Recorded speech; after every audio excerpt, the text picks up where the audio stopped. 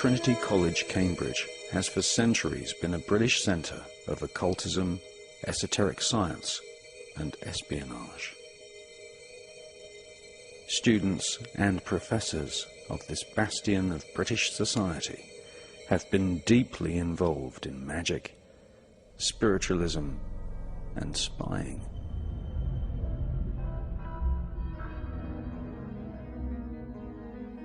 Scientific investigation of the spirit world and psychic abilities had been conducted throughout the medieval era.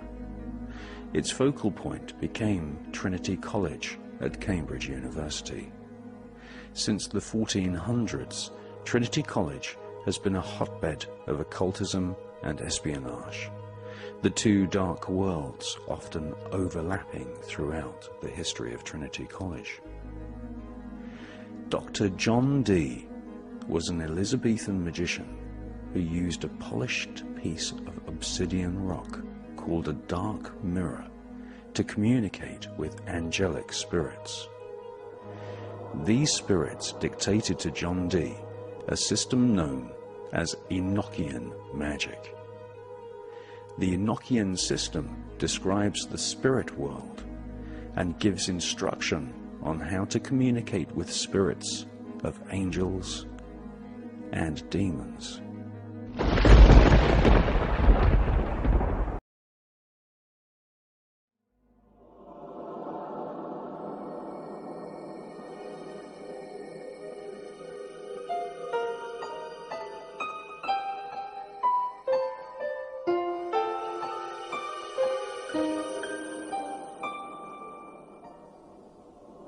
Sir Isaac Newton also attended Trinity College, Cambridge, where he wrote many articles about a spiritual domain referred to by Christians as heaven, which Newton and other scientists called the ether. The leading scientists of the day believed that a domain of spiritual psychic energy which permeates all matter exists in the universe.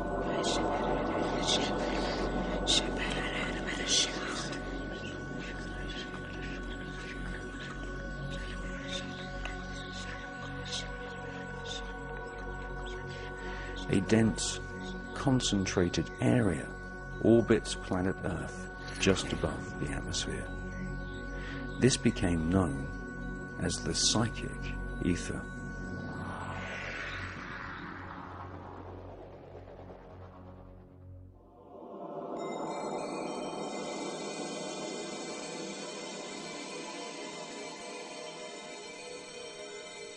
The existence of the ether, which is where spirits of dead people live, was well known to Dr. John Dee, Sir Isaac Newton, and the scientists who followed in their footsteps.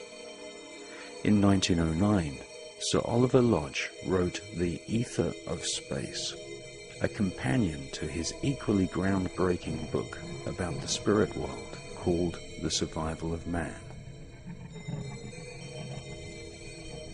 These early scientists taught that no element could exist without having some form of relationship to the ether.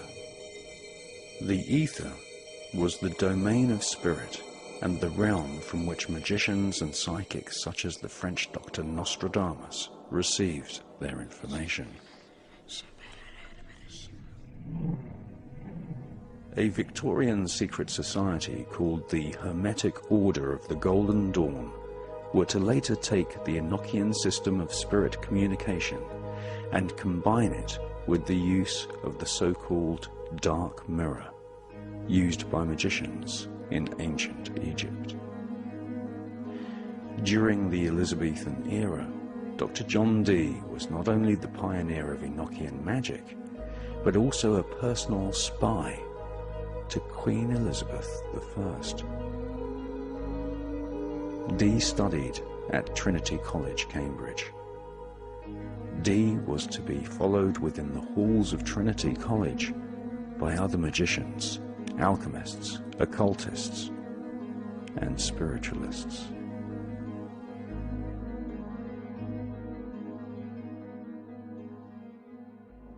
Following in the footsteps of John Dee, British occultist, the self-styled Beast 666, Mr. Aleister Crowley, who would go on to be a part-time spy for MI5, attended Trinity College in the late 1800s.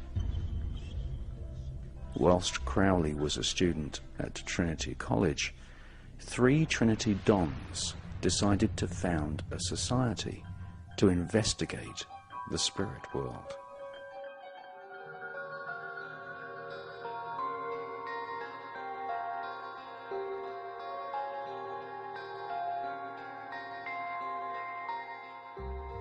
In 1882, Edmund Gurney, Frederick William Henry Myers, and Henry Sidgwick founded the Society for Psychical Research, otherwise known as the SPR.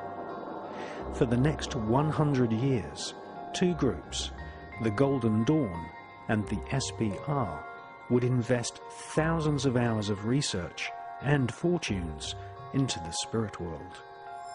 On the one hand, members of the Golden Dawn would use Dr. John Dee's system of ancient Enochian magic to invoke and communicate with spirits of angels and demons.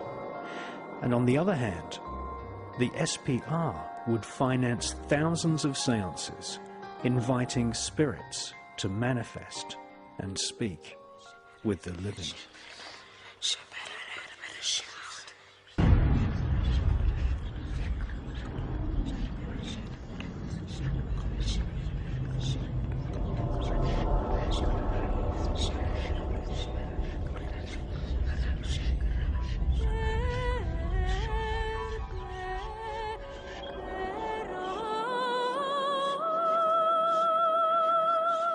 Just 6 years after the founding of the SPR, Britain's most famous and powerful magical secret society was formed in London. The Isis Urania, Temple of the Hermetic Order of the Golden Dawn, was established on March the 1st, 1888. Its founders, Dr. William Robert Woodman, William Wynne Westcott, and Samuel Liddell MacGregor Mathers, were all Rosicrucian Freemasons.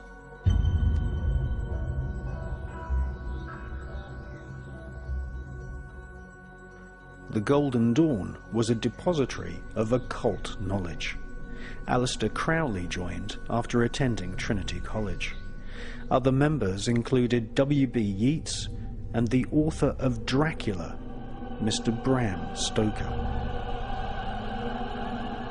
The Golden Dawn invoked spirits using magical techniques taken from Dr. John Dee's Enochian system of magic, and became the main magical secret society for British aristocrats and royalty. The Golden Dawn was heavily influenced by the writings of Helena Petrovna Blavatsky, who would later be outed as a fraudulent psychic by members of the Society for Psychical Research. Rituals using the so-called Dark Mirror were performed at Golden Dawn ceremonies on a regular basis. The Dark Mirror is a piece of polished black obsidian rock which is placed inside the magic circle. It is used rather like a crystal ball. The magician watches the reflection of his own face whilst invoking or calling a spirit. Etched into the surface of the Dark Mirror is an ancient Enochian or Kabbalistic design which helps mesmerize the eyes of the magician and enter a hypnotic trance. The magician's reflection would morph into the face of a spirit which would then telepathically communicate with the magician.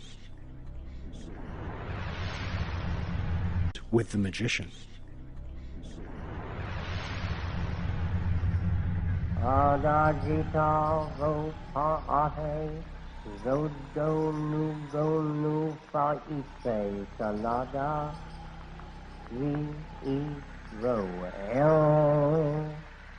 The bame yata regi is of the road, y adapteje casirema abremaji pasalado palacolada tosal o adebesal oje balatohe Isali sada orari od Nikala pape tahisa dia ozo donu Lape no enu tarose koreta tajeo kromaninu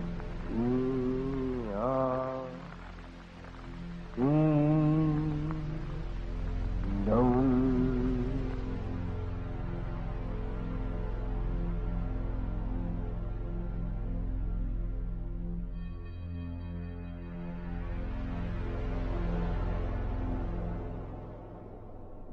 Aleister Crowley used opium as part of his daily diet in order to free himself from everyday life and to communicate with spirits. Crowley was copying the traditions of magicians and shamans who have inhabited all continents of planet Earth since the dawn of man.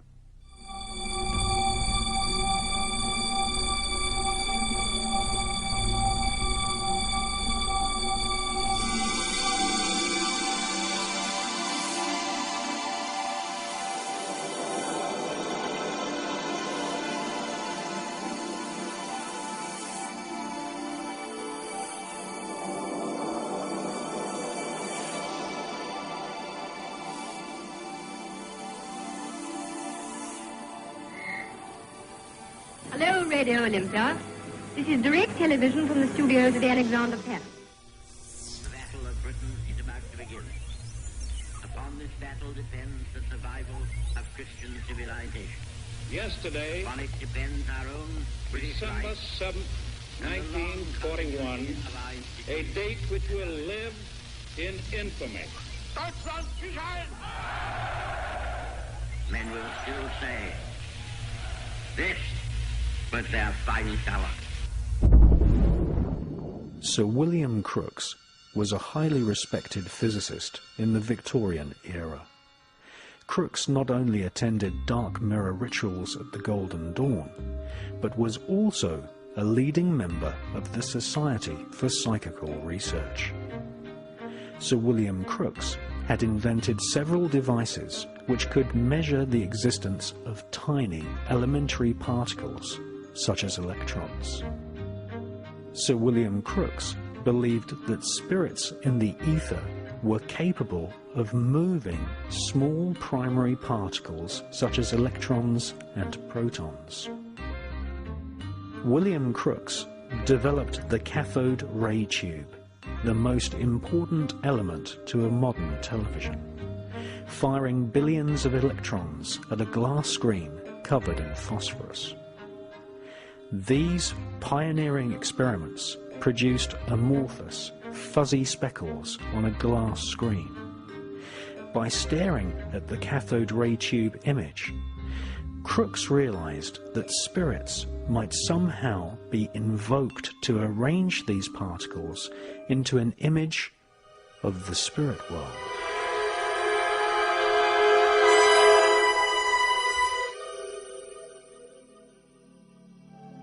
Crookes experimented with the cathode ray tube and placed a Maltese cross inside it and bombarded it with streams of electrons. The Maltese cross is an ancient emblem used by magicians, Kabbalists, royal Satanists, Nazis, and the infamous American Phi Beta Kappa secret society. Crookes managed to project a shadowy image at the other end of the cathode ray tube, which was the first ever electrically created image known to man.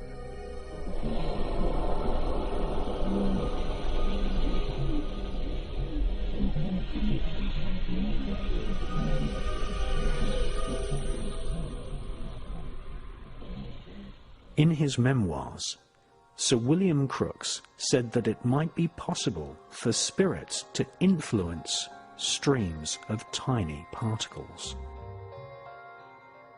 Sir William Crookes would go on to become president of the Society for Psychical Research, and inspired Sir Oliver Lodge's research into the ether and the spirit world. The Crookes version of the cathode ray tube would become the most fundamental component in the development of television, devised 40 years later by the Scotsman John Logie Baird. Television, an invention which would eventually enslave and hypnotize the entire world, was inspired in part by research into the spirit world.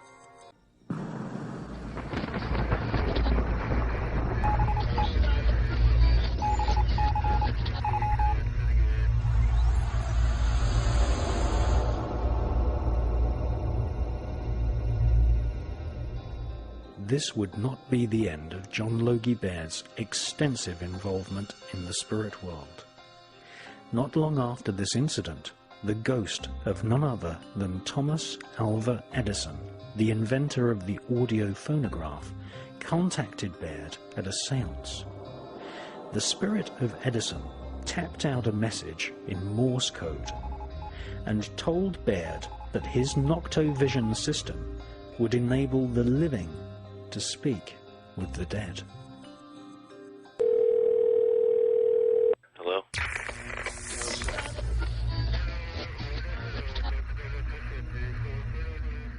Well, it's a bit of a long story. A good friend of mine is a computer programmer, and they've got very, very good long-term experience of these really very, very large computer systems that you would find, you know, in insurance companies and oil companies. These are so-called mainframe computers which take up an entire office or take up an entire floor and have to be specially air-conditioned, this kind of thing. They use very strange languages.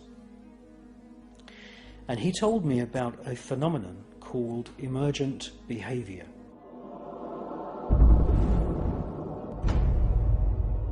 This is where big computer systems, big telephone networks are doing things that nobody ever told them to do. For example, programs would run on their own, messages would appear on computer screens which nobody typed. As far as telephones are concerned, it would take the form of telephone calls to people, and there wouldn't be anybody else at the other end of the line. There's also a phenomenon known as the phantom fax, and this is where messages are being handwritten, usually in some kind of old-fashioned writing, and are being signed in some cases by famous people who died a long time ago. And there are several people around the world who are presently receiving faxes, handwritten faxes, from the spirit of Jules Verne, the famous French science fiction writer who's been dead many, many years.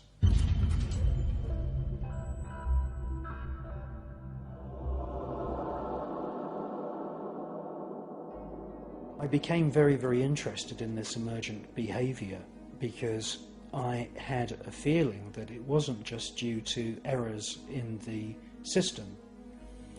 I had followed the research of Sir William Crookes and Sir Oliver Lodge, and they were each pioneers of things like cathode ray tubes and radio waves.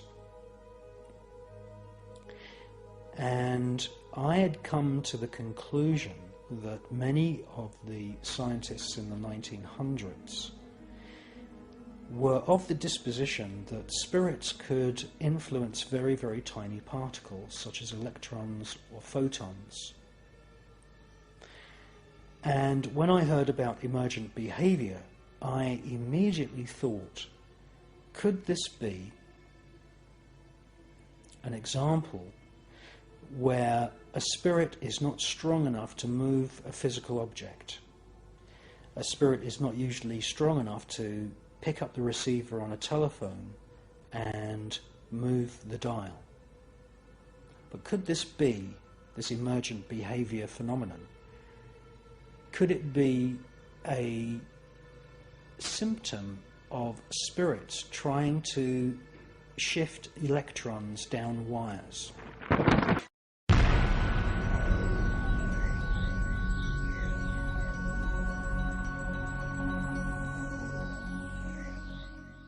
Well, Phone Calls from the Dead is it's a fascinating book. There's dozens of cases in this book that have been collected by the authors, and we have transcripts of conversations, and the conversations are very, very touching. These are usually phone calls which are made within minutes or within a couple of hours of the death of someone.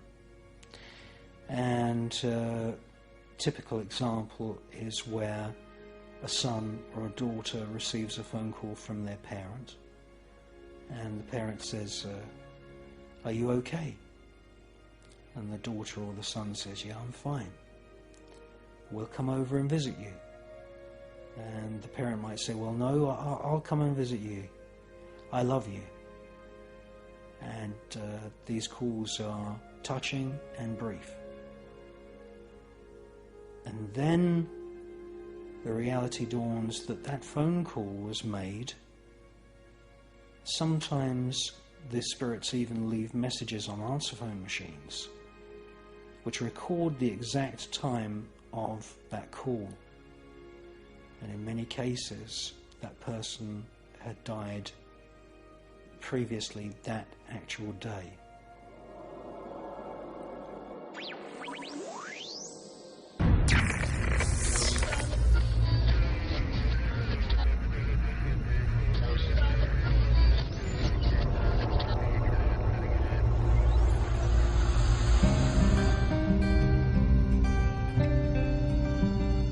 According to documents and memoirs held in the archives of the Edison Company of the United States, American genius Thomas Alva Edison, who invented the electric light bulb, the phonograph record player, and the movie cine camera, designed a machine in the 1920s which could be used to communicate with the spirits of dead people.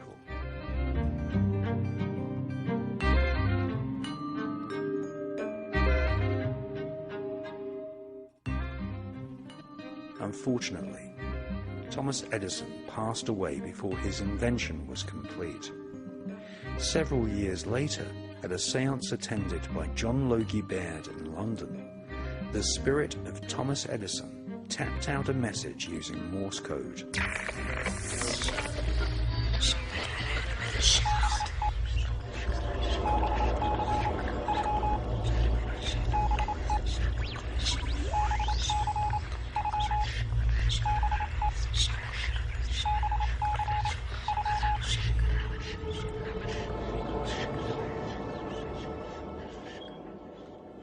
This eerie experience was recorded in John Logie Baird's autobiography, published by the Royal Television Society.